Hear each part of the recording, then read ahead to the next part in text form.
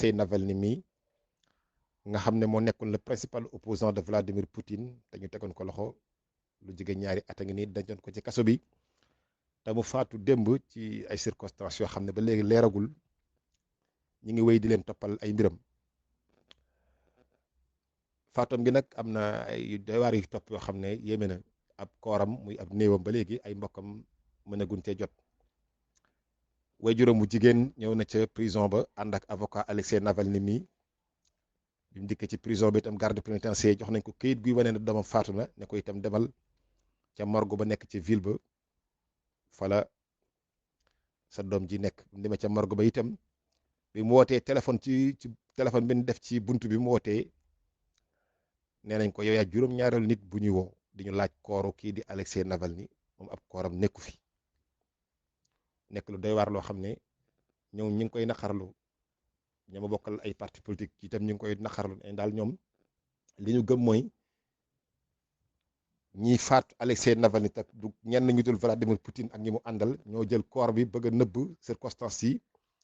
sëñ bii faatoo moo tax nangu ñoo joxe koor bi waaye daal nangu ñoo joxe koor bi waajuram bu jigéen nag déplacé woon na dem ba ca prison ba ñu jox ko këyit ne ko ma nga ca morgue ba nekk ci ville bi ndendal mu daw lu toll ci 2 heures de temps ndax Moscou dafa rëy mooy réew mi gën a ngand ci àddina bi dem ba ci ville ba dend ak prison bi ñu ne ko sa doom nekkul fi ay réaction yu bare bare nag ba léegi àddina bi ñu ngi wéy di ko amal waa Pékin muy waa Chine ñoom li ñuy wax daal mooy mbir mi ñoom seen yoon nekku ci amuñu ci xalaat duñ ci wax ay mbir yi ay problème interne la daal waa Russie seen problème la xëy na nag loolu du lu bettee ndax allié bi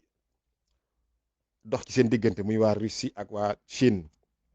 waaye am na ay citoyens yu bare bari à travers le monde surtout en Europe yu wàcc génn ci mbedd yi ci ville yu mag a mag ci mel ni Varsovie mu nekk ca Pologne génne ay drapeau wala boog ay photo Alexei Navalny yor ay fleur di ko màggal di ko daal di ko sargal ci faatam gi mu faatu dëkk yu bare bari ci àddina bi Varsovie def nañ lu ni mel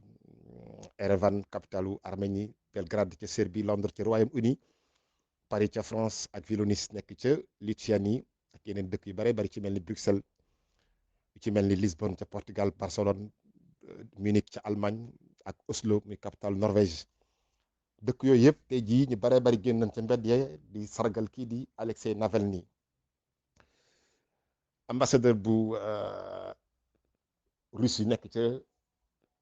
Angleterre itam kilifa yi tey kilifa ya convoqué woon nañ leen daal ñoo leen ngeen wuy suñu fii indil ñuy leeral ci fàttu kii di Alexei Navalny moom nag mi ngi waroon tëdd ci kaso bi lu toll ci 30 ans ndax tëj daan nañ ko ay peine yu bare bari yu bokkut yoo xam ne buñ ko dajale woon rek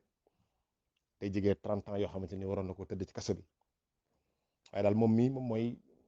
nit wala boog dernier opposant wala ko contre Vladimir Poutine boo xamante ni faatu nga ndax ay at